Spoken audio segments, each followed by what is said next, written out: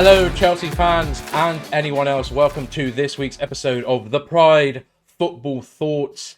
It's a strange one today as there is international duty, but we are here nonetheless reacting to some of the news stories of the week. As ever, I am joined by my illustrious co-host, Clark. Clark, how are we today? All good, man. All good. Glad to be here. Quite a busy day, but how are you, mate? All good? Yeah, not so bad. It's a weird time, when there's no Premier League football Oh, so boring. happening. It is boring. Obviously, we've had a couple of England games to not watch. I don't know how you got on with that. Obviously, I should say to the listening and viewing audience, this show this week, obviously, we have no games to react to. We are going to kind of go over some of the international happenings. Some news has actually come out about the club. And that kind of thing. There's actually been some quite tasty stories this week, so it's helped us a bit. We do still have some women's football to touch on, which is good, but no youth football, unfortunately, because they didn't have any games over the weekend. And as always, if you could, please like, comment, subscribe, follow, all that kind of fun stuff. We're still growing. We're really happy with our progress so far, but every little helps. And it'd be lovely if you could do something like that. So yeah, thank you very much for dropping in. I guess we should get cracking. The players, I thought it'd be good to start on our kind of players that have seemed to have done well over the international period. Yep. Of which I've kind of picked out a random selection here. And I'll just go into those. So we had Noni Madueke. He scored one and assisted twice against France under-21s in only 24 minutes on the pitch for the England under-21s the other day, which was nice. He came on, totally changed the game. I saw it. It was really good. Yeah, it was nice. Really, he looked very composed. A really nice assist as well. Good dribbling. Pulisic scored once and assisted twice as well against Grenada. For the such UNs, a hard team. men's national team. They eventually ran out 7-1 winners against their Caribbean rivals. So wonder good why. for the US. Yeah, right. Lukaku. Oh, who's that? Yeah, true. He scored for Belgium in a friendly against Germany to help them beat Die Mannschaft 3-2. Enzo scored a banger against Curaçao the other night. Nice. A lovely edge of the area. Bent effort into the near post. It was lovely. Kept the keeper absolutely rooted to the spot. Nice. Power and curve. It was lovely. So search for that if you haven't seen it. Come on, Enzo. And Kova also scored twice for Croatia against Turkey as well. Absolutely bowling. Yeah, so that's a kind of like a highlight reel of some good performances we've had from Chelsea players. I'm sure other players have done other things. I know that obviously Chilwell played for England when we beat Ukraine in England's qualifiers. And other players. Conor Gallagher came on as well, so glad to see he's involved, but no like real standout performances. I didn't watch it, but apparently Mudryk wasn't all that.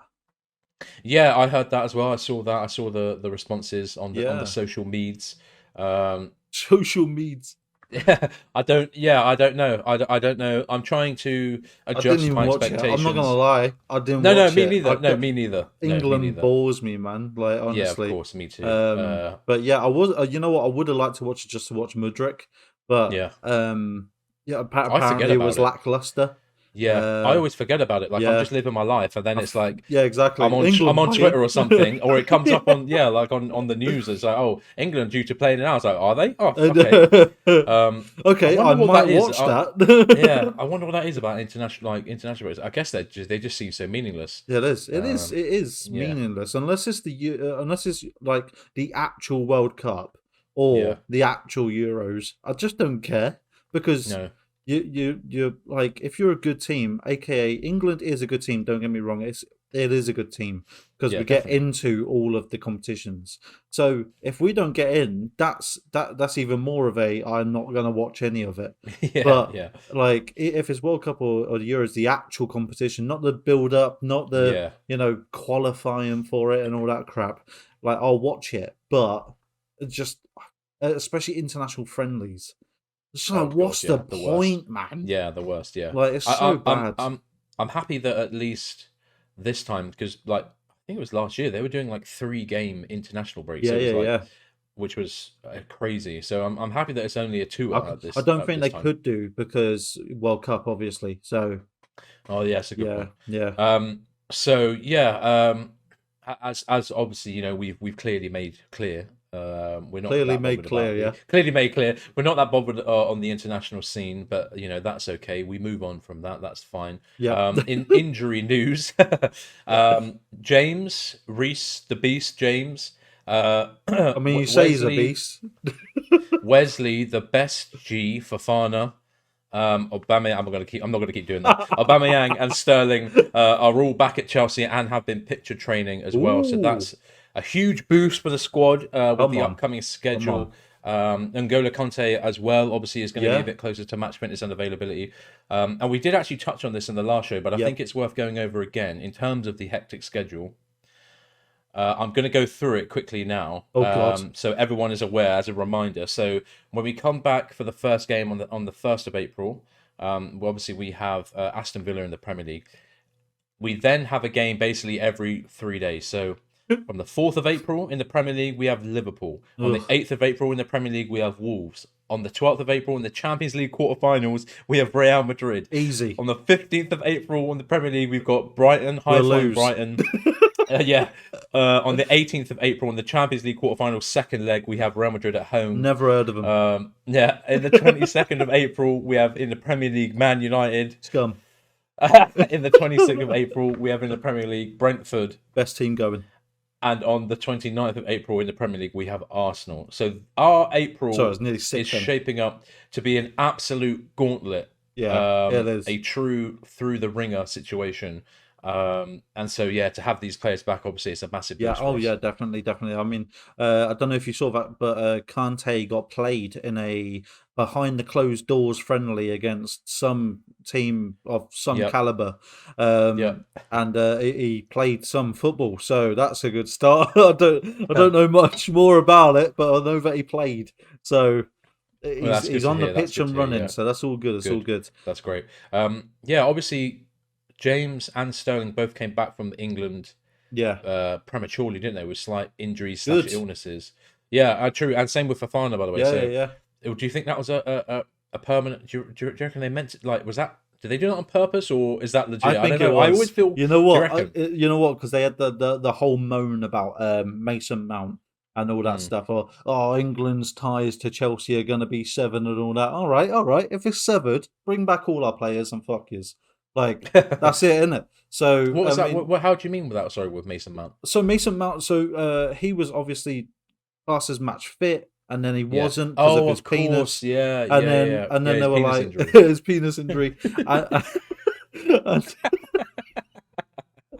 So we said, I don't know if it was like a joint thing from Mount and Chelsea to say, like withdrawn from the England team, because Chelsea has the ability to do that. So we just said, no, you're not having Mount, get wrecked. And Southgate was like, I'm not having this, I'm going to call moderators. And they came in and they were like, well, why? And we're like, because his penis is falling off. And they were like, all right, fair enough. And then there was the whole thing of, oh, well, you can't do this and all this. Like, he's a player. Okay. But he's not going to play anyway. He's injured. So what? Exactly. It doesn't make sense. So there was loads of press things going out, Twitter going into balls of fire, saying, oh, England's going to cut ties with Chelsea and stuff. And I'm like, one, it's just not going to happen. We've got like 7 or 8 bloody English players. And two, nothing from Chelsea even stated that, like, nothing's going to happen, sort of thing. They were just moaning about Mount. So I reckon they've probably gone, okay, James, Fofana and Sterling, you're all coming back. Because Sterling had a little niggle on his hamstring, I believe, and James is just always injured. So, if they come back early, I loved it. And it's sort of like a middle finger to England. Like, don't tell us what to do. Like, there are players, they're not yours. Well, they kind of are, but you know what I mean.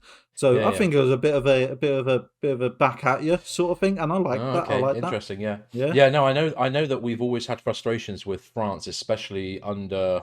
How did I forget their manager's name? Literally, some French dude. Yeah, he is French. Yeah. Didier Deschamps, that's it. He literally used to Deschamps. Deschamps. Yeah, of course. We've always had beef with Deschamps because he always called up N'Golo Conte. Yeah, and like, played him and always every played him second. in every game, no matter how many games he played or if he'd had injuries or anything. So got to the point he's just left him on the pitch. He's yeah, I know. Everybody's gone home. He's still playing. Yeah, he's still playing. Yeah, so it is nice to see. Maybe players are kind of taking their club situation. Like, look, this is more important for me right now. I can't risk further injuring myself. I need to come back. Yeah. But I do know, obviously, that then a lot of players will play through the pain. I'm sure Enzo's going to want to play every game that he can. Oh yeah, of course. But as far as we know, Enzo's not injured, so it's fine. Exactly, it's all good. Exactly. So anyway, yeah, that's just kind of a little breakdown on the injury news, and hopefully we should come back with a fairly full squad. I imagine the press conference from Gray Potts is going to be, I don't know, at some point soon, maybe Thursday or Friday. I can't remember. If it the 1st of April, what day is that? That's Saturday, so it's going to be Friday. Saturday. It'll be Friday, okay. Yeah. So we should hear from that soon about the rest of the squad. Yeah. Yeah. Hopefully, fingers crossed, no one else is bloody injured. I know. And we can slaughter Villa like the prime pig they are. Well, we'll touch on that game a bit later on. Yeah. Look forward to that a bit. Club news. Honk, honk. We need a jingle or something, bruv. Well, yeah, we should totally get a jingle. We should get jingles for everything we do. Kai Havertz has given a lovely, big, juicy interview today to Sid Lowe and The Guardian, where he talks about fan criticism, pressures of being a player, and launching his new charity. Yep. So I had a read through it this morning, and it was quite nice. He talked a lot about how his nickname is the Donkey in the Chelsea squad. I don't know if you. That's a bit dangerous. Don't you think, having a nickname like that? I saw some tweets saying that it's not wrong. Yeah, I know. Exactly. I saw some tweets earlier saying it's a bit risky having a nickname like that as a Chelsea striker. Yeah. Because that does seem to be the kind of caliber of strikers that we have at the moment, which is quite funny. Yeah. But he has that because he loves donkeys and always has, apparently. Based on read the article, you'll hear about he grew up around a lot of animals. Fair enough. He likes to go to donkey sanctuaries and hang out with the donkeys. All right, okay. You know what? I'll let him off then. Yeah. I'm paraphrasing, but he basically was saying, like, they have a similar kind of attitude and personality to me, so I think we get on well, me and the donkeys. I mean, I'm not disagreeing. Yeah, fair enough. So yeah, I have some quotes here to kind of some of the stuff that he said. So on his transfer, he said, I was Chelsea's most expensive player. I don't understand how so much money is paid, but it is normal in football. Look at our recent transfers. That brings pressure because people think you are Messi. I was still 20, 21. People don't see that. They see the price, so you have to be great from day one. You can feel it, the tension. You read it, hear it. I came during COVID. So obviously that's how much did we an interesting quote. 72 million. So this was Okay. Yeah, this was a little bit cheaper than that for some reason. That's 72 million euros. So in pounds. Oh right, okay, that's probably why. 50 or something like that. Yeah. Yeah. So as he said, he came during the COVID period. I believe it was the 2020-2021 season. That's just before that was starting. With Frank Lamps. So yeah, it's interesting, isn't it, to hear a player, especially as he was the most expensive player. It's clear, as you said, like, you read it, you hear it, that they do obviously pay attention to social media and the stuff that gets said about them, and I think in the media. I think the younger generation now, the younger generation of footballers are involved so much with media that it's a bit hard to not come across it. As Potter said in one of his interviews somewhere, he said that he doesn't go on social media at all. So he doesn't hear the criticism, he doesn't read papers and stuff like that, which I think is a load of bollocks. Because you've always got that curiosity, you know what I mean? Like, I know. You're always like, oh, I wonder what they think. Or especially on a win, I bet you any money he's on Twitter looking through. Oh, look, they're loving me, hey, right? But I don't envy the younger players these days because they literally grew up in it. I mean, look at Mason Mount, Chile, and Ruben Loftus-Cheek. They're all starring in like videos with YouTubers that they've grown up with, and therefore they literally are the social media. They're everywhere, you know. There is a bloody lot of pressure. A lot of these people, uninformed, misguided football fans, that basically don't know like their ass from their elbow, and Yeah. they're making these comments like, "Oh yeah, he should be great" or whatever. But it's like me and you've said it plenty of times about Mudryk, Enzo, and Felix. It's like you got to give them time. You can't just expect them to be like boom like that done. I mean, Yeah. some players do that, aka Felix or Yeah. Enzo. But Mudryk, yeah, give him a little bit of time. You can't just hop into something, bro. Like that's like me Yeah. going for another job, and it's like you got to learn the intricate parts of the job. Well, take me 3 or 4 months to get into the flow of it. You know what I mean? Yeah, for So sure. I just don't understand why people are so harsh. But then I can understand that it's a public figure at the end of the day. Yeah. And I think In a results business, where like you need to be playing well, you need to be winning. And I think he's spot on with that. How do you feel? Yeah, no, I mean, you're spot on Oh, as well, thanks. because you're right. Like you're the younger players, especially who have a much better understanding of how social media works, Yeah. and as you said, have probably used it their whole lives anyway. Especially like some of the really like, it's easy for me to forget that I'm 29 this year. I know I'm 28. Oh no, I'm 29 this year. Oh my god. You're 29 this year, Oh my yeah. god. So in my head, I'm like, I'm still one of the youngsters, Yeah, but same. these lads are like 20, 21, 22. They're almost another generation, behind us, as it were. So it's easy to forget that they are so much younger than we are, and in very different developmental Oh my parts god, of we're their so lives. old. No, I know, right? It really, I do. Yeah, it's Yeah. terrible. I know, it really is terrible. Anyway, yeah. So yeah, no, and I get it, but I think maybe like I think players get paid so well nowadays. Maybe like one of the first things they should do is get somebody who runs their social media channels. Like, you know what? to If they completely, don't, they're stupid. I know, to completely just detach themselves from Yeah. that side of the game, because as we see with like the Chelsea social media page and website, they're doing so much like promotional stuff now with like Trivago and just any kind of like sponsorship we have, like they're making stuff Videos for it, and so everything like that, they're really busy in that regard. You can tell like in between and around training, there's must be a lot of videoing and pictures and writing and stuff. Yeah. And so it's clearly a much bigger part of their life and takes up a lot more of their time. And Yeah, if they don't have a social media manager, then something's gone wrong there. we know that Mudryk doesn't, because that guy makes Jesus the braziest. Christ. That guy does the braziest stuff. Yeah. So we got to be careful of Mudryk, definitely. But And Todd Bowley. I'd like to think, yeah, yeah, and Todd Bowley, exactly. Bloody hell, he's just as bad as the rest of them. But no, yeah, it must be a weird one, but interesting to see how Kai. He seems so quite quiet and reserved. It must be, if I try and imagine myself in that position, who's probably got a quite similar personality. That must be hard to take. So we'll move on definitely. to another quote from him.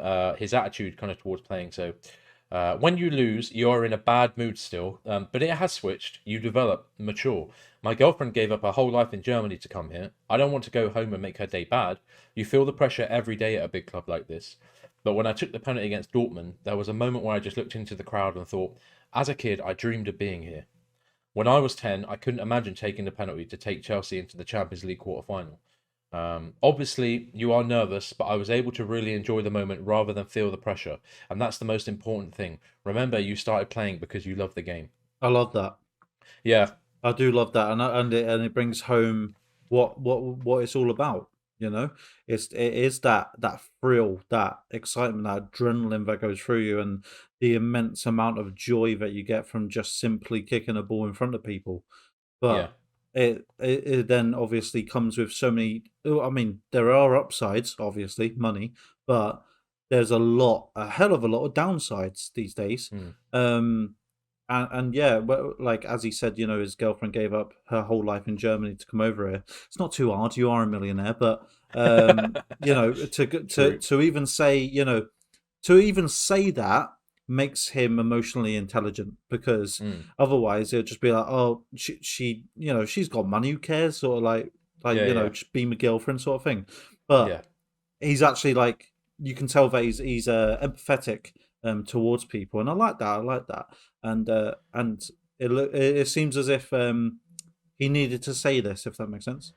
Yeah, well, you've said a nice thing here actually, which segues onto the kind of next point, and I think one of the main reasons why he gave the interview. He's actually just set up talking of him being empathetic, he's just set up a new charitable foundation. Yeah. I believe today.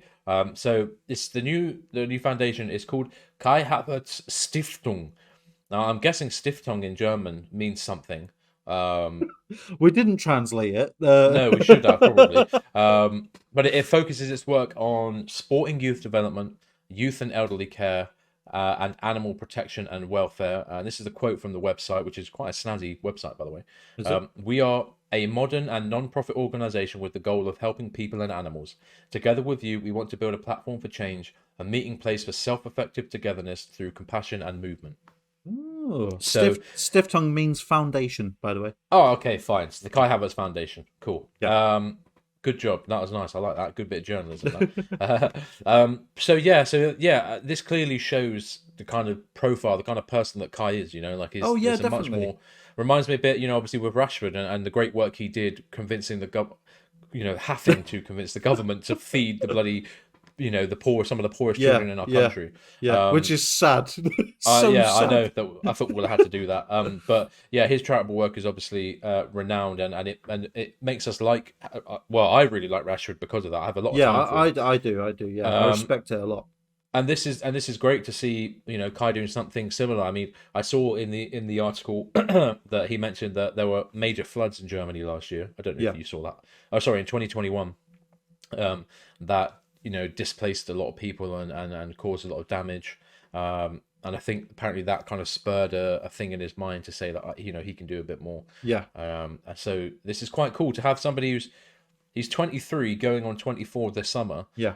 To be setting up charitable foundations, kind of hopefully funneling some of the money he gets paid from Chelsea into other, better places. You say that. I just want to say I'm hoping it's from a good point of view and not just funneling money for charity because obviously it's tax free.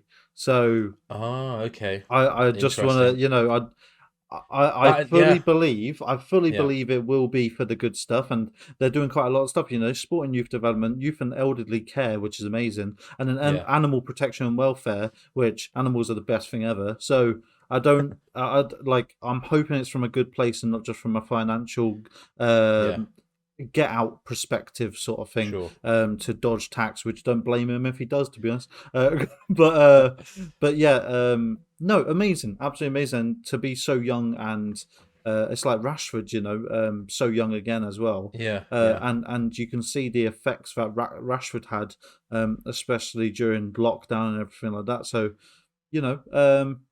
credit to him. Love it. I'm just hoping that it's coming from a good place and not a malicious financial. I don't know. I guess the proof will be in the pudding, won't it? As the years go by. Yeah. Hopefully, he's just using his profile as like a major player on the world scene. I'm hoping. Yeah, to grow the name. As you said, he likes donkeys and he loves going to donkey sanctuaries. So I have no doubt about that. He loves animals. Yeah. I'm hoping it's from a good place, and you know what? I'm hoping that he has like more little, I don't know, more social media with it. So like I don't know, having animals and stuff around him and whatever. Yeah, few parrots in the training room. He does have a lovely dog. I've seen his dog on Instagram quite a few times. Yeah, I've seen it. Yeah. He's got a nice dog. Yeah. But if anybody wants to read more of that, you can find that on The Guardian. I don't think it's what do you call it? Paywalled. No, it isn't. No. Okay, so that's good. Feel free to check that out. There are some lovely little snippets and things that he said about Grey Pots and Tuchel and stuff like that. And obviously, so there we go, talking about financial stuff. Again, today, Chelsea have announced their financial performance for the year ending 30th of June 2022. Yes. Would you like some loss with that? So much loss. So I know that the tax deadline is in April, isn't it? Typically. It is, yes. So they had to get this out at some point. And so they have done. Again, I've taken some quotes here this comes directly from the Chelsea website that are basically just talking about what's gone down. So this is quite chunky, but I think worth going through, especially definitely. This is our club and we're interested in how they're getting on. Heritage. Chelsea FC Holdings Limited today announced its annual financial results for the year ending 30th of June 2022. The results for the year have been impacted by the sanctions placed on the club's previous owner on the 10th of March 2022. As a result of the sanctions, the club was required to operate within the limitations of a special license issued by the UK government. These restrictions were in place until the completion of the club's sale on the 30th of May 2022. Yes. So a clear indication there that sanctions obviously massively impacted our revenue. It did and massively. Our ability to, yeah. And you know what? I'm going to bring this up, and I said it to you, and I don't care, right? Yeah. All you mongs on Twitter, right? Absolutely, like Sky Sports literally posted a video, right? Watch the video fully and then comment. Don't comment like they're still spending 600 million this year. It's not about this year. You absolute donkey. So I was frustrated. I was like, how like all these people, even some Chelsea fans as well. I'm like watch the video or like have some common sense. It says end of year. Is it the end of 2023 year? No. So how does that even make sense? Exactly. Anyway, sorry, I had to put that in there. That's okay. Grow up. It's good to vent. I mean, but hey, this is that links in with what we were saying about the players and getting abused and that kind of stuff online. Like there are so many people like this now, millions of people online. Yeah, who don't even bother to read the full article or watch the full video. They just see the headline and just like have an opinion without any and then they have to spread it. They have to spread their opinion because everybody asked apparently. And I mean, if you remember back to when we were being sanctioned, you remember the fans, rival fans that were absolutely dunking on us and basically wishing that we would go under and we would dissolve as a club. Yeah, which I think is pretty gross considering we're a major like cultural icon in London and in English sport. And the amount of jobs that and like the general area that would lose revenue would be like devastating for hundreds of people. So thousands. Just gross that people would say something. And you know what? Bringing up on that, sorry, people were saying, Everton. We were saying, I think it was last week or the week before, where Everton might get relegated, and I said it would be a sad day for them to get relegated. That's not liquidation. That's just going down a league, and even that I think is terrible. And I wouldn't wish that on like any of the big clubs. We're always used to like Watford or Wolves or Nottingham Forest. I might always wish going down. Always getting Arsenal. But the thing is, you got to think at the same time you're a Chelsea fan and your rivals are Arsenal, whereas Arsenal are rivals of Chelsea, right? So, but if Arsenal was in the same situation, I wouldn't wish them to be like liquidated or whatever, or just gone from existence, because at the end of the day, that's our competition. That's what makes our sport great. That's the so whole true. Bloody premise of it. Yeah, exactly. That's why the Premier League's so good. It makes no sense. Yeah. So you could argue the Premier League would be nowhere near as good as it is today if it wasn't for Chelsea doing what we have done and creating proper, strong competition for, the Arsenals and the Man Uniteds of the early 2000s. Exactly. Where we came in and really, you're welcome, Premier League. We sorted you out, all right? So stop asking. Right. We're not going to go under, hopefully. We won't. We're good. We're good. No, we're good. We've got Big Todd now. Yeah, we've got Big Todd. So I'll carry on.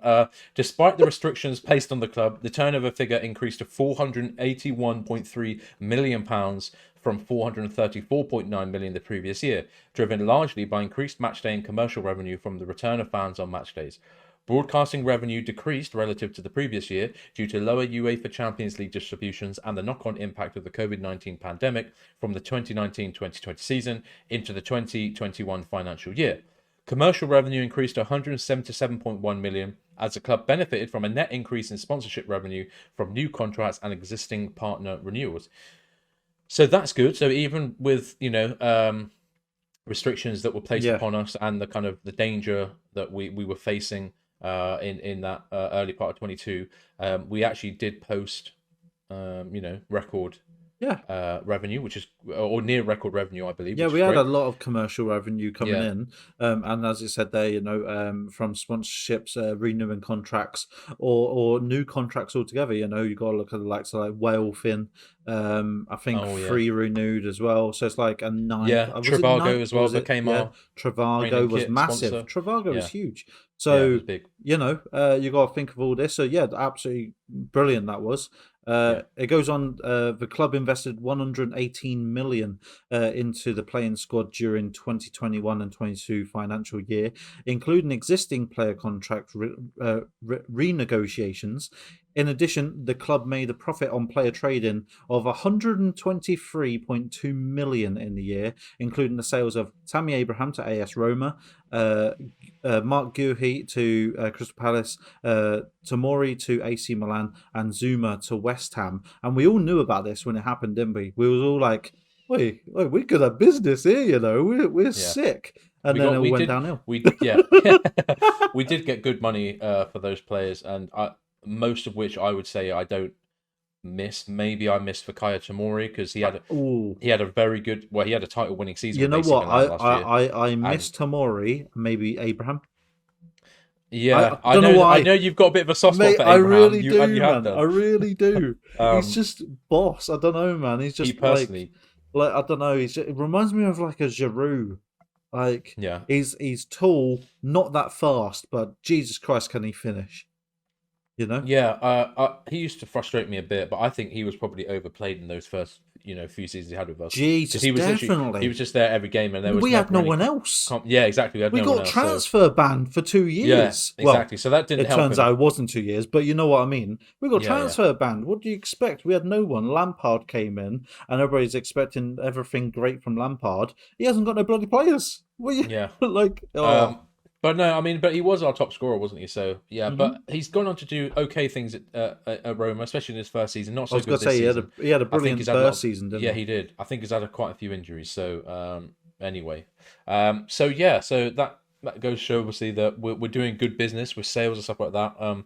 There's been a lot of talk actually I've seen recently online about some of the sales that, pardon me, we could potentially make this summer. I'm seeing lists of like 10 to 12 players. I'm seeing outrageous lists everywhere. So, and I saw someone tweet earlier that like only you could probably imagine getting 10 million plus for every single one of them as well, apart from like Aspi, who you could see going for like 4 million back to like Osasuna or something. Where I saw that as well.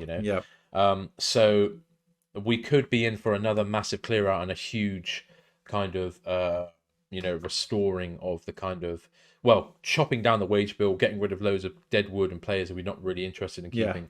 I think, though, we'll probably talk more in depth about that when the summer kicks off, when the transfer window is coming close and the season's over, and we can really look into who had the best form towards the end of the season. Some players might play themselves back into the squad, and we'll see how that goes. Do you think we'll get over 10 million for most of the players? Yeah, I mean, if I think of names just off the top of my head of players who could leave, Lukaku, obviously we're not going to make any money back on the actual money we spent. No. But maybe we just sell him at a cut price, like 30 million somewhere. It's not good business. It's terrible business, in fact. But as it was the last ownership's kind of purchase, the Abramovich era purchase, maybe they might think, well, it's not our money, so let's just of course, take the loss. So I could see at least 30, maybe 40 if we're lucky for Lukaku. Conor Gallagher, will he stay? There's a lot of interest from him. I want him to stay. Well, you could easily get, I reckon you could get 40 million for Gallagher in this market. Definitely. If Mount goes, I know he'll only have a year left on his contract, but that's still 30 million. I think for more. Someone like Mount. Yeah, or potentially more, 40 million. I reckon he's pushing 50. Yeah, I mean, I reckon he's pushing 50. I guess it depends how desperate. People got to realise, right? He was Chelsea's best player. Well, Chelsea's voted best player for 2 years straight. It's only this season that he's had a bad season. That is it. Before that, he was class. He was one of our starting people, always on the field, banging in goals, free kicks galore. Like, you got to think he was a class player. He is a class player. He's just having a little bit of a down spell. And if he goes to another club and he goes back into a good spell again, mate, I think he's pushing 50. Yeah, fair enough. And I guess I can't think of many other. I mean, there are loads more, I'm sure, if I really sat down to think about it. I could get them all. But as I said, I think that would be a good thing to touch on in the summer, when we start compiling lists of players we want to sign, players we want to loan, keep, sell, buy, keep, sell, blah, blah, blah. So Talking of money again, this actually came out today as well. It's been a busy day for like financial money stuff in relation to Chelsea. No, I can't lend you any. All right. Abramovich, are Abramovich. obviously our best ever owner, heralded and shepherded a golden era of Chelsea football, and we do miss him and the regime dearly, despite there being obvious flaws with the way they run things, but. Compared to the chaos of this season, they actually seemed quite nice, didn't it? And there's been an investigation, allegations have basically come out of direct links between Vitesse Arnhem, who play in the Dutch Eredivisie, the top league, and Chelsea.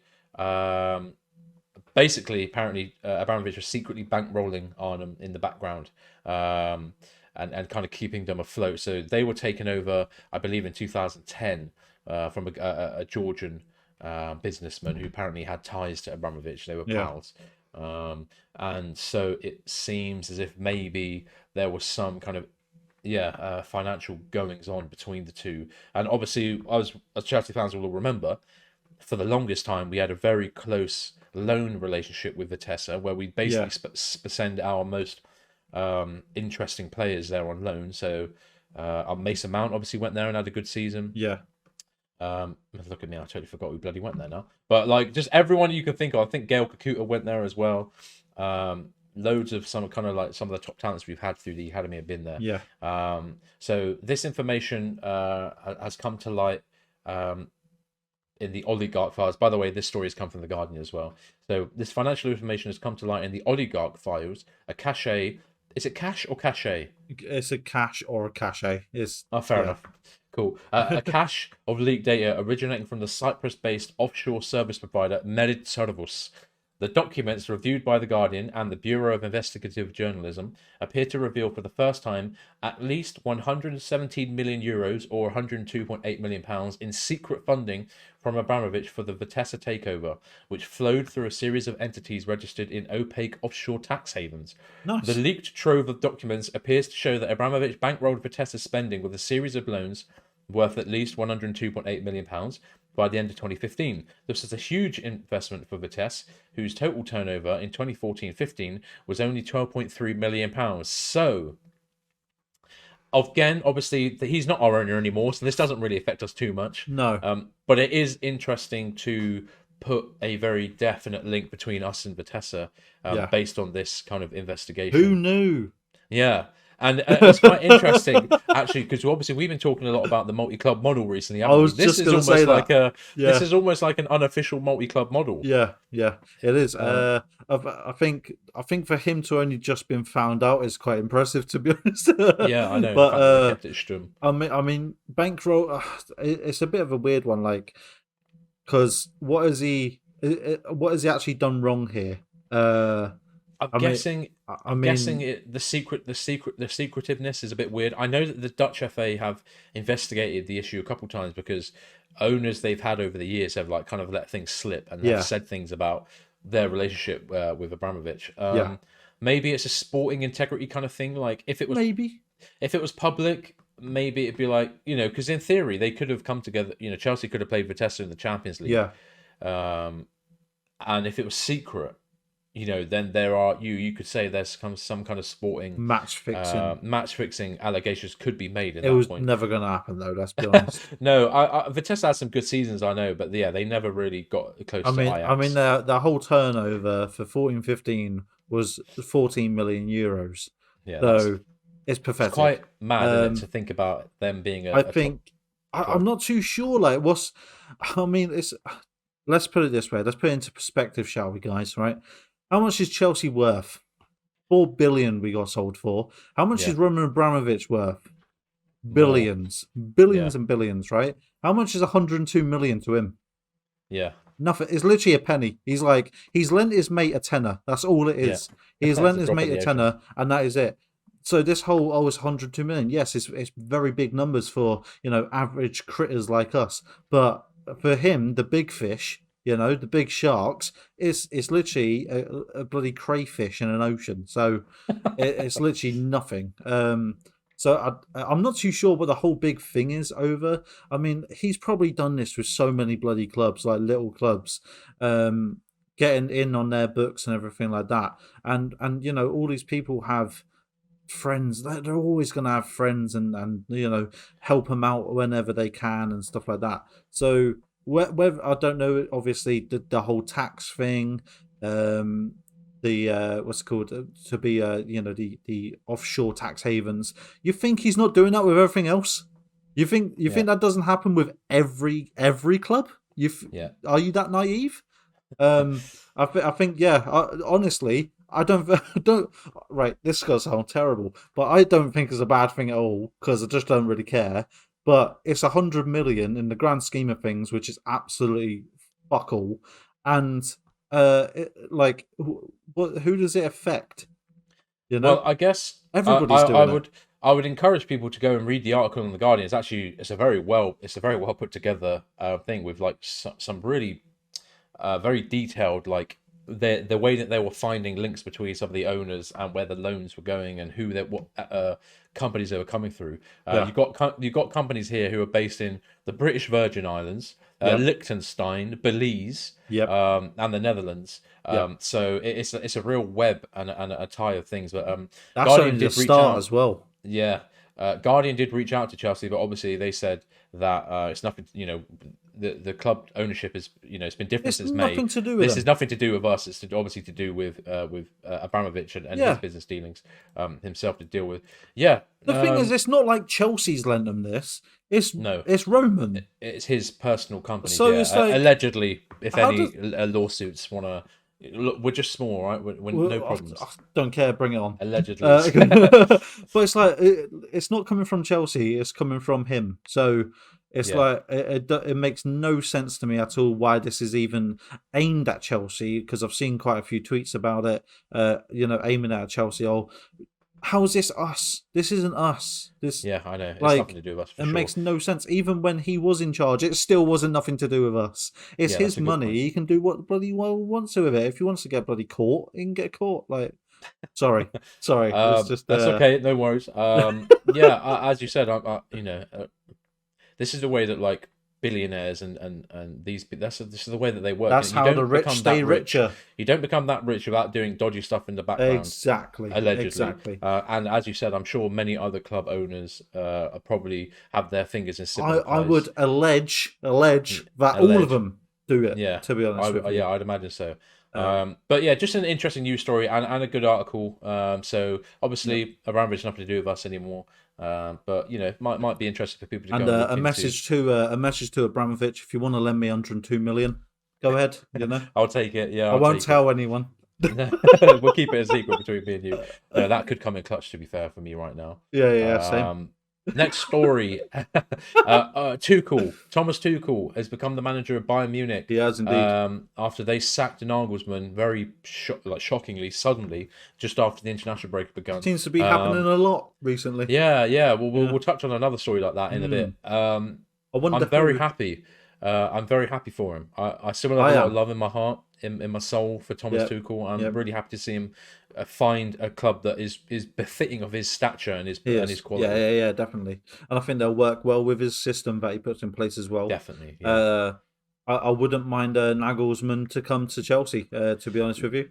Yeah, well, that is another wrinkle of that story. Obviously, we were talking about it as it happened, and I said I was quite frustrated that this didn't happen, like months ago, or during a point where, because in theory we could like lose most of the games in April, based on just the sheer turnaround of results. Yeah, and we've got hard games like Liverpool, Real, United, Arsenal, and Brentford, who are better than us, and Brighton, who are better. Literally at this point, only one of these teams is not above us in the league, and that's the Villa. And we're on the same points. And they're just 1 point.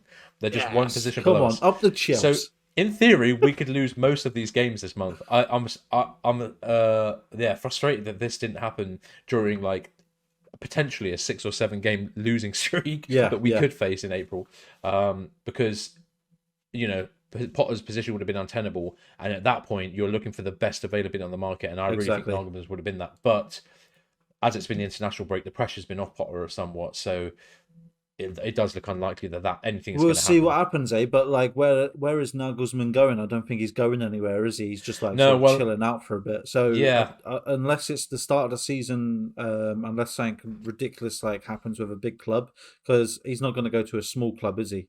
So no. I think he'll still be available in the summer if we do get rid of I Harry imagine Potter. he'll look internationally, won't he? Because he's only 36, but he's got a decent track record. Yeah. Nagelsmann. I think younger managers are better. I'm sorry, but like they sort of are more in tune with with the players, Younger and players, yeah. you see quite a lot of these younger. There's I can't remember the news story. I can't remember it, but some bloke. I think it's the Turkish league. I don't know. He hasn't even got his coaching badges, and they get charged 25 grand a game. Because he hasn't got them, Yeah, and I know. he's on like a 15 win streak. Yeah, Will Still is his Yeah, name. yeah, yeah. That's the one. Yeah, yeah, Yeah, in the Belgian yeah. league. Belgian. That's it. Yeah, yeah, Yeah. yeah. Oh, sorry. Wait. Was it Belgium? No, France. Sorry, Ligue 1. Ligue 1. He was born in Belgium. There you go. Oh, right. Okay. I knew it was somewhere over there. Yeah. So born in '92. Yeah. 2 Yeah. years So he's older a than manager us. of League One club Reims. Yeah. And yeah, you're exactly right. He didn't have his pro licenses, so they were being fined loads of money every time they played, Yeah. which is 25,000 euros every match that he manages. But yeah, it took them for a 14-game unbeaten streak in all competitions, which includes 2 draws against Paris Saint-Germain, by the way. Come on. And they they broke that streak in the Coupe de France not long ago. So quite funny. So let me pull it to you. Manager. Let me pull it to you, Bo. Our coaching badge is worth it.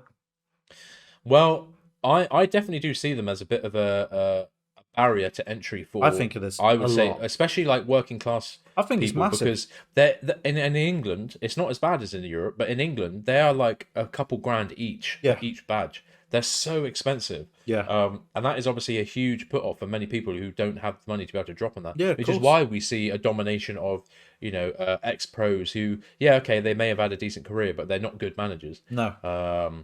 So and they just get jobs with these multi-million pound jobs because they got the money to go through these coaching badges. Yeah, which, exactly. Let's be honest. Someone's put a little few bob in someone's hand and went, "I'll pass us on this," and they go, "All right, no worries. Can I have a picture and an autograph for my son?" Allegedly. Oh, that's gonna have to be the title of the show today. I know, yeah. But anyway, if we get back on topic, happy for Tuchel to very happy to be at Bayern. Obviously, their next still game love the guy. Yeah, me too. Like I've got a lot of love for him and the stuff he did for us. Obviously, one of his first kind of big challenges coming back into the league campaign is going to be City in the Champions League. Yeah, which is going to be lovely for them because Tuchel knows how to deal with City. Yeah, he does. And if you look at like the squad that I wanted to just go through the squad quick that he's got at his disposal. Oh, what Bayern? Absolutely ridiculous. Jan Sommer is their kind of first starting goalkeeper at the moment. They signed him because Neuer got an injury on a skiing holiday, which is quite funny. But Jan Sommer has been a great keeper in the league for years at Mönchengladbach. But they've got Upamecano, Matthias de Ligt, Benjamin Pavard, Alphonso Davies, Luca Hernandez, Joao Cancelo, Daley Blin, Nusser Mazraoui, like in the kind of defensive positions. They've got Joshua Kimmich, Leon Goretzka, Ryan Gravenberch, who's a very highly rated player from Is it not Kimmich? Ajax. Joshua Kimmich, yeah. I think it's Kimmich. Kimmich. Oh, is it? Kimmich. Well, that's a German way to say it. Yeah, true. That's why I said Joshua, not Joshua. Oh, right, okay. And then like their forwards, I mean, this forwards list is absolutely like crazy. They've got exactly. Serge Gnabry, Leroy Sané, Kingsley Coman, Eric Maxim Choupo-Moting, who used to play for Stoke, but he's pretty good. Sadio Mane, Thomas Müller, Jamal Musiala, ex Chelsea. And so, anyway, I'm just happy for him. He's got a lot to work with. Sadio Mane and Müller is a madness. Honestly, absolutely crazy. So good for him. I'm imagining he's going to put the Frighteners onto City and he'll give them a good game. I'm going to watch that. I'm definitely. I'm going to watch it too. I'm very interested to see how, because think about the transformative effect he had on us. Oh yeah, definitely. When he first came, imagine like with those players. And they're German. He's German. I just reckon it's. I'm sorry, but you saw how shit our squad was when he took over. Exactly. Compared that's to why. this. That's why this I have to mention the squad because it's like different gravy, bro. Exactly. So yeah, buzzing for him. Hopefully things can go well, but. if we beat Real and they beat City, we will meet them in the semis. So that'd be I'd love that for the. Obviously, I want us to win that tie. Yeah. But yeah, the narratives will be fantastic. Since that move has happened for Tuchel, there have been kind of credible links with Bayern and us for Mount and Kovacic. The Kovacic one apparently now has kind of died down. Apparently, we're very keen on extending his contract and keeping him around. I think they're both just like, I don't know, just opportunistic. Very opportunistic. Very just like, oh, Tuchel's took over. Who can we link? Who did he like? Oh, he liked Mount. He liked Kovacic. Let's link them. So I think it's a bit like the Man City thing. It's just literally links for just for clicks. That's just it. Cause, for clicks. Just cause. So RLC, I don't know if you've seen this. I wanted to add this in. This isn't strictly very newsworthy. But I wanted to add this in before we kind of wrap up kind of some of the stories that we've been talking about. He was being interviewed this week by Laura Woods for TalkSport. So obviously, an iconic figure in the British sports broadcasting, been around for years. You know what? She's actually really good as well. Like that's what I mean. I criticize people a lot, but she's actually like fantastic. Yeah, I remember. Yeah, she used to be on Sky, didn't she, doing Sky Sports stuff? And now she does quite a lot. Not even just football either. Like she does. I know. Yeah, darts she's all and over all the place. sorts. Yeah. Mad. She was doing an interview with RSC, and she mentioned that kind of a thing that they're doing at the moment. They're asking sportsmen. So Anthony Joshua was the example they gave of who their kind of celebrity crushes are. And RLC, the absolute Riz Lord, the Riz God himself. Riz LC, he actually said to her that his celebrity crush was Laura Woods, in fact. And my guy. Cue kind of nervous laughter. And fair play to her, she did actually joke. So, all right, well, maybe after this call, I'll give you my number and we'll see how things go. Yes. It was clearly quite a funny interaction that they had. Did you say she said Anthony Joshua? Anthony Joshua had said that Beyonce was his celebrity crush earlier on when she'd interviewed him earlier on. So I just found it. I wanted to add that in because I saw that and I did have a chuckle. I think fair play to RSC. But think about, he's a good-looking lad. I think he's about our age. He's tall. He's tall. He's chiseled. He's in great shape. He's a good football player and he's rich as fuck. So fair enough. RSC thought, you know what? I'm in a good spot. I'll shoot my shot. Mate. You know what? Laura Wood's banging as well. So you know what I mean. And the thing is, she's got quite a good head on her. Like she's not stupid, and she's been in the game, as you said, for years. You know what? I'd love to see that. You co-sign that. I co-sign it. I co-sign it. Co-eds. Yeah, we'll take it. Yeah, great. As long as he doesn't leave Chelsea to do bloody commentary. We'll see. Well, he might be good. No, I mean we need no, I was gonna say no. I need him on the right wing. I'm sorry. We need him. Exactly. If James ain't there, we can't. Exactly. I need him. I need my boy. We've got to have RSC. And then I thought we'd look ahead briefly to the Aston Villa game. Now, we will. I imagine we'll probably do a preview about this. Yeah, we will. We probably should do. I've certainly got the time to do it. So maybe keep a lookout for that on the channel. Yes, definitely. But just a quick look ahead, as I mentioned just a minute ago. We played the same amount of games as Villa. We've actually won less games than Villa this season, which is lovely. Yeah. So we have 10 wins, 8 draws, and 9 losses. As you do. Villa have got 11 wins, 5 draws, and 11 losses. Their goal difference is only 5 worse than ours. And if you look at the form table, they're actually in better form for us over the last 5 games. So obviously Unai Emery, good evening, has come in at Aston Villa and has kind of transformed their prospects for the season. Good for them. Can I just bring up? You said that they're in better form than us, but they're actually the same. Yeah, because based on what I'm seeing on Google, I'm seeing that doesn't include Champions League. Oh, okay, of course, yeah, that's Premier League. Yeah. Okay, cool. So they're exactly the same, basically exactly the same form. So we're both in kind of like middling form. I think based on how they were doing earlier on in the season, they're doing a lot better nowadays. Yeah. And Unai so are we, to be fair. Well, maybe I'm I'm so used to us being good. It's hard to say that like we're shit. I don't. Yeah, it's so weird. How do you feel with that in mind? How do you feel about the upcoming It's going to game? be a hard game, man. Yeah, Every I think single so. game is going to be Yeah, terrible. yeah, It's just nerve wracking. I mean, as I said, when we first done that first win of our little streak that we went on against, I believe it was Leeds, was it? yeah, And we won 1-0 or something. I was like, yeah, I think we're going to lose in those 15 minutes to go. I'm still going to feel like that because it's not over yet. We drew with yeah. bloody Everton, so it's just like it's not gotten any better, bruv. It's not looking good, Brad. It's not looking good, bruv. No. So yeah, I'm still on the fence with Harry Potter.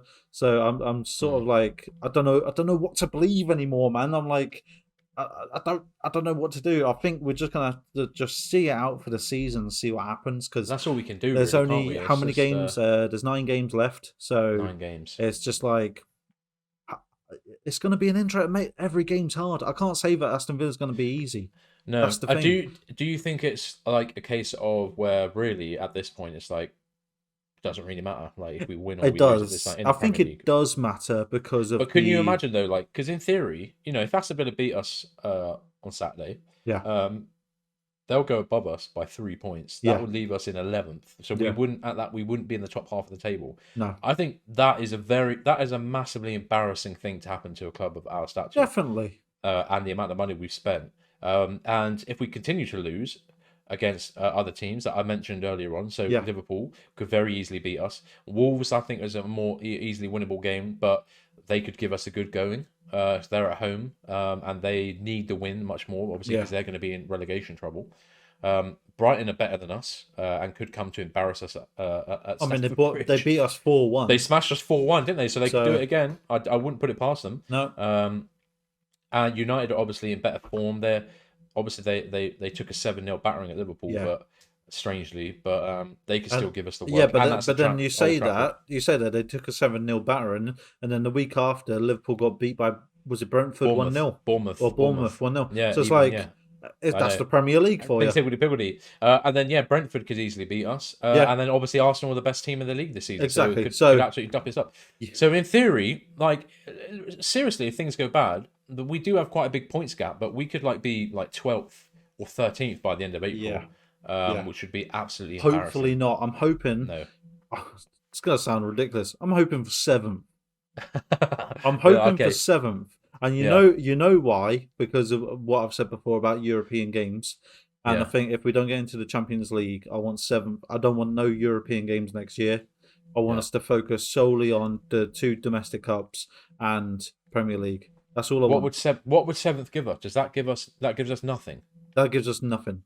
Okay. So No. how does the Conference League? Is that 6th? Oh So shit! 5th. Hang on. I think 7th might be the Conference League. Is that 6th and 7th? Yeah, I think so. Oh shit! Okay, can we be 8th? I think 8th is the lowest we need to be. Okay. Oh, you know what? Because Fuck it, just stay at 10th, man. yeah. Literally, at this point, we may as well. I might Well, I as mean, well. like, We've been there most of the season, so yeah, you know exactly. it's our home Uh, now. oh no, it is the top 8. So we'd have to be 9th. Yeah, 9th or 10th. Okay. So I'll go. as it stands, yeah, we're out of it, thankfully. Yeah. Christ. Oh, mate, if we don't get European football, I'm sorry, but it's going to be a hard time to keep It's these players.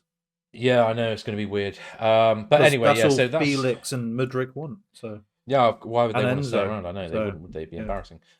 So yeah. So that's the kind of a quick look forward to Aston Villa. yeah, As I said, we'll probably do a more in-depth preview yep. later on in the week. So keep an eye out for that. Sub to the channel and press that little bell, ding ding ding. If you did want to see that, go then to the women's. The I don't women's know if you caught any of this game. Chelsea women lost 2-0. The title rivals, Man City. Yeah, it was on the BBC. Yeah, managed to watch a bit of it over the weekend. I watched a bit of it as well. Yeah. 2 well taken goals in the first half from Angel Dahl. Angel Dahl. Why not? Let's go for it. And Yeah. and Hemp quite high. Sunk the Blues. Despite the result, Chelsea had more possession, more shots on target, and more big chances created, but could not capitalize on a statistical dominance. Who does that remind you of, Bo? I know it rings a bell, doesn't it?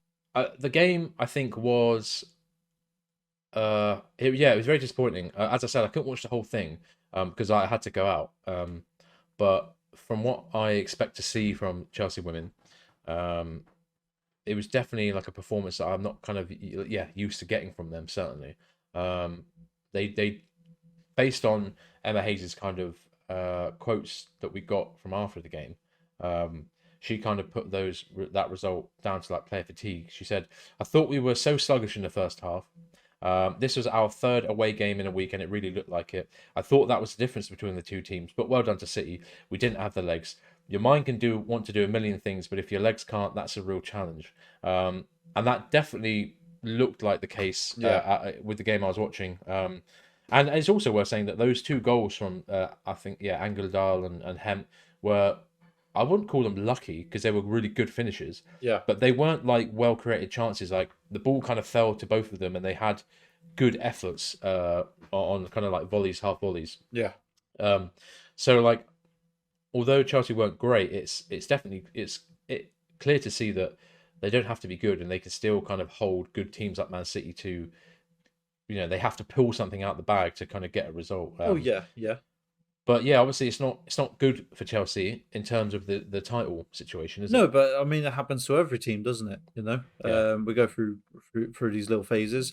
I mean, you got to take the good with the bad, and we beat Man United 1-0 the other week to come top of the league. So it's just shit happens sort of thing. Like you have bad weekends. You can't expect these players to be 100% all the bloody time, especially with the women's team where. Actually, the men's as well these days, where you're playing the same players over and over and over again. You can't expect results week in week out. I mean, as you said, it's a results based game, but it just shit happens, man. It just shit happens. Like it doesn't mean that they're bad. It doesn't mean that they're in bad form. It's just one game. We just against a good team. Didn't have it. That's all it is. That's all it is. So you know what? Just like. You got to give them credit where credit's due. That they done superb. I mean, from the statistics, you can see that they've done like really well. So you can't really take that away from them at the same time. Yeah. So obviously, So as I said, Man City are kind of title rivals. The loss for Chelsea actually puts the Super League in an incredibly exciting position for the last 6 or 7 games, depending on who you are. So we've got United and City currently sitting at the top of the table with 38 points each. Yeah. United are number 1 on goal difference, but both of them have played 16 games already. Chelsea are currently in third on 37 points. Yeah. With a game in hand on the top 2. Yeah. And Arsenal, after their result as well, are now just 2 points behind Chelsea on 35 points, and they also have a game in hand on United and City. So the top 4, who are all each 4 of being good teams in their own right, are all within like 3 points of each other, and like 1 game between each other for games played as well. So it looks like it's going to be a pretty fascinating and exciting like end to the season in the Super League. With that being said, as well, sorry, you said about the goal difference, where Manchester United is on 33, Manchester City is on 20, well, we're on 25. So if we do even draw our game in hand, we'll still be second. Yeah. Okay. Yeah. That's good. So that we are still in a strong spot. Oh, definitely. All it takes is to win that game in hand, and obviously, we'd go above those 2 by 2 points. So we're firmly in the driver's seat. That is good, and fingers crossed that they can kind of get back into winning. A winning routine. All right. Just put Lauren James out and Sam Kerr. You're fine. I was going to put this in notes, but she actually got subbed off in the 36th minute. Oh, Emma Hayes did a double sub. Sophie Ingle and Lauren James both got subbed off in the 36th minute, just after the 2 goals had gone in. Wonder why? She pulled a Mourinho. Like literally, just like I'm not taking any prisoners. So I tried to look for the reason why, whether it be injury, but I think it may have just been a tactical switch, and or she saw that they were knackered and they just couldn't do the full game. Fair enough. So the next game for the women's is actually tomorrow at 8 o'clock, and that's in the Women's Champions League. This is the second leg. Chelsea are at home against Lyon. So fingers crossed that they can hold on. We've done it the first time. Exactly, we can do it again. So that could take them through to the semi-final.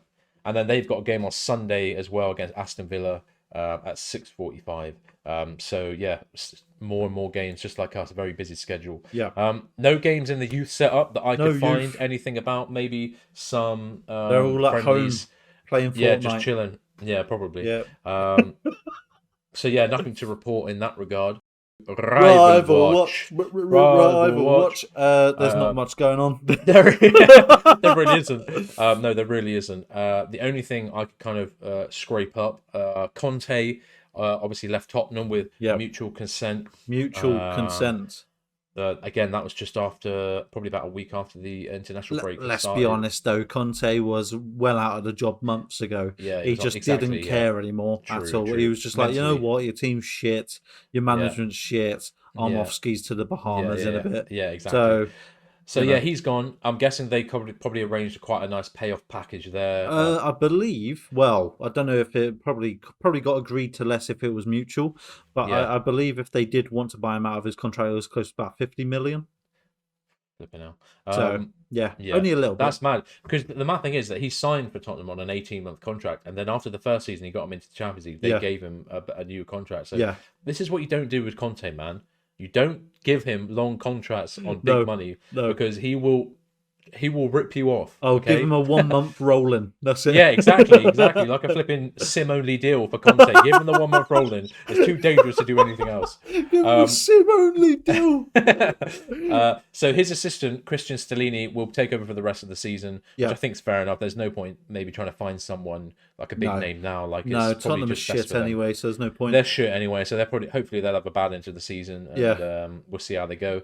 We're so toxic. So toxic. So Alex Ferguson and Arsene Wenger today were inducted into the Premier League Hall of Fame. And they are the first two managers to do so. I can't think of any better candidates, to be honest. Rightly so. So. I think maybe even Mourinho should be in there, but he'll be one of the next ones. He'll be one of the next ones, but yeah, I can't disagree with that. Two of the best managers to ever do it. You know, and hopefully a few more, to be fair, like before their time even. See what happens, but to be the first two managers in the Hall of Fame, absolutely brilliant. I couldn't think of anyone better. That. Anything else going rival watch? Sort of like is there any injuries? Not that I found. No, nothing that really jumped out to me. I've got one. I've got one. Right. Go on, hit me with our biggest rivals, Wrexham FC. Right. Oh yeah. Right. Don't know if anybody knows about this, but I watch Ben Foster quite a lot. Cycling GK, if you haven't seen him, and he used to do like basically put a GoPro in the goal, and you can see it from the goalie's perspective, which is amazing. And they allowed him to do it at Watford in the Championship, but when he got to the Premier League said no because they're a bunch of nasty ninnies. So he retired last summer. And Wrexham goalkeeper, I believe last Saturday, got a really bad injury for the rest of the season. So they contacted Ben Foster and said, do you want to come out of retirement, come back to your club that you played for 18 years ago? And he was like, yeah, go ahead. So he's gone back there, had a brilliant opening game, 3-0. Really good saves, and I've read everywhere that he had amazing distribution and all that, and I thought, well, yeah, he is a Premier League goalkeeper, but compared to, they're literally non-league at the moment, but they are top of whatever league that is, and they should be going to League 2, and you know what? I'm happy for him. Absolutely ecstatic for him. Their owners are amazing. Obviously, Ryan Reynolds. Everyone's everyone's celebrity crush is Ryan Reynolds, male or female. so I think amazing. And he has a podcast. I'm shouting out everybody out here, but I'm sorry, but the Fozcast is amazing. You get a really good in-depth view if you like football. If you like hearing about contracts, behind the scenes, changing rooms. Sir Alex Ferguson, because he was in Man United. He's going to get Ryan Reynolds on there apparently. So that'd be a good episode. Yeah, because he messaged him, and then when he signed for him, Ryan Reynolds DM'd him saying, "So sorry I didn't get back to you," and he was like, "Yeah, we'll do a podcast. Don't worry about it." So he done his first match day vlog just then, and Ryan Reynolds was in it. So, okay. So I'm loving that. I'm loving that. It's a lot of fun being a Wrexham fan at the moment. I'm sure. You know what? I'm like partly a Wrexham fan. I swear. Yeah, honestly. I think they're quite a lot of people's kind of like second club at the moment. Yeah. I was just looking back through Ben Foster's career. Yeah. And he actually played at Wrexham on loan in 2005. That's what I'm saying. Yeah, 18 years ago. Yeah. Yeah, 18 years ago, which is quite funny. He's now 39, obviously. He's actually come back out of retirement, the thing. hasn't he? He had a really good loan spell, and he has said in multiple instances saying they were the springboard for him to get signed by Man United. Amazing. So, he owes a lot back to him. Yeah, he did. Yeah. So, he was at Racing Club Warwick. He was, yes. And then went to Stoke. Yeah. And then had loans at Bristol City, Tiverton Town, Stafford Rangers, Kidderminster Harriers. And then, as you said, 2005, had a 17-game loan spell at Wrexham. Yeah. And was promptly signed by United, where he stayed for 5 years and played 12 games. He then went on loan 2 seasons in a row to Watford, where he was the starting goalkeeper. Yeah.